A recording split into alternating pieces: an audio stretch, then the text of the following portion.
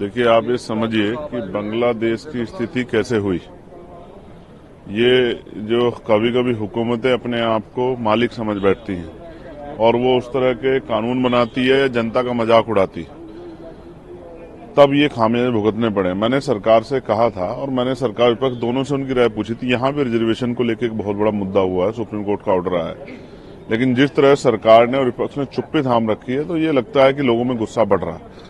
मैं मानता हूं कि जब जनहित के मुद्दों पे जो है सरकार विफल होगी तो इसका खामियाजा भुगतना पड़ेगा। देखिए, बहुत बेरोजगारी है बांग्लादेश में, महंगाई ने वहां भी नुकसान पहुंचाया था और तमाम तरह से जो इंडस्ट्रियल एरिया सब चीजें ठप हो गया था, तो उसका खामियाजा जनता के विरोध के रूप में भुगतना पड़ा। बिल्कुल हमारा पड़ोसी मुल्क है, हमारे बहुत अच्छे रिश्ते हैं रहे हैं उनसे लंबे समय तक। हमें ध्यान रखना चाहिए कि उसका किसी तरह का नुकसान हमारे देश में ना हो और उस तरह की कोई आशंका या उस तरह की जो है कोई मूवमेंट हमारे देश में ना हो। तो विरोध को कुचलने के बजाय विरोध पे चर्चा करके उसको कम करने का काम करना चाहिए सरकार को। सलमान खुर्शीद कह रहे हैं कि जो हालात वहाँ हैं वो यहाँ भी हो सकते हैं। अगर सरकार तानाशाही करेंगी तो जनता, देखिए हम करते क्या, हम दूसरे देशों से जब ये आजादी की लड़ाई चली तो बहुत सारे देशों ने अपने मुल्क को आजाद कराने के लिए संघर्ष करना शुरू किया। उसका एक एहसास हमारे यहाँ भी था। तो जब कहीं से बढ़ावा मिलता है तो फिर जनता में आक्रोश पैदा होता है, लेकिन हमारे यहाँ तो लोग बहुत शांतिप्रिय, संविधान को मानने वाले लोग हैं, तो इस तरह की आशंका नहीं है।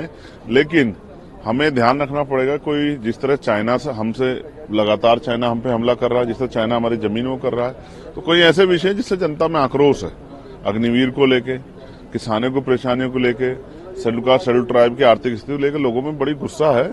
तो सरकार को इनके हितों का ध्यान रखना चाहिए। ऐसा नहीं कि जबरदस्ती थोपना चाहिए, चर्चा करनी चाहिए। देखिए, आप ये समझिए कि बांग्लादेश की स्थिति कैसे हुई। ये जो कभी कभी हुकूमतें अपने आप को मालिक समझ बैठती हैं और वो उस तरह के कानून बनाती है या जनता का मजाक उड़ाती है, तब ये खामियाजे भुगतने पड़े। मैंने सरकार से कहा था और मैंने सरकार विपक्ष दोनों से उनकी राय पूछी थी। यहाँ भी रिजर्वेशन को लेकर एक बहुत बड़ा मुद्दा हुआ है, सुप्रीम कोर्ट का ऑर्डर आया है, लेकिन जिस तरह सरकार ने और विपक्ष ने चुप्पी थाम रखी है, तो ये लगता है कि लोगों में गुस्सा बढ़ रहा है। मैं मानता हूं कि जब जनहित के मुद्दों पे जो है सरकार विफल होगी तो इसका खामियाजा भुगतना पड़ेगा। देखिए, बहुत बेरोजगारी है बांग्लादेश में, महंगाई ने वहां भी नुकसान पहुंचाया था और तमाम तरह से जो इंडस्ट्रियल एरिया सब चीजें ठप हो गया था, तो उसका खामियाजा जनता के विरोध के रूप में भुगतना पड़ा। बिल्कुल हमारा पड़ोसी मुल्क है, हमारे बहुत अच्छे रिश्ते हैं रहे हैं उनसे लंबे समय तक।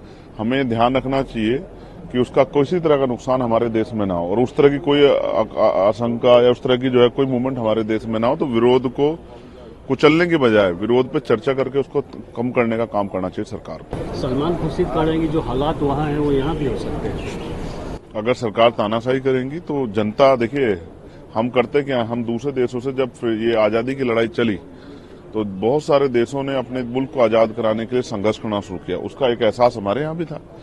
तो जब कहीं से बढ़ावा मिलता है तो फिर जनता में आक्रोश पैदा होता है, लेकिन हमारे यहाँ तो लोग बहुत शांतिप्रिय, संविधान को मानने वाले लोग हैं, तो इस तरह की आशंका नहीं है।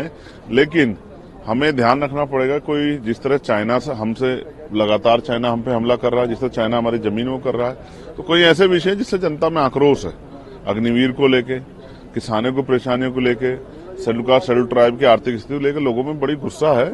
तो सरकार को इनके हितों का ध्यान रखना चाहिए। ऐसा नहीं कि जबरदस्ती थोपना चाहिए, चर्चा करनी चाहिए।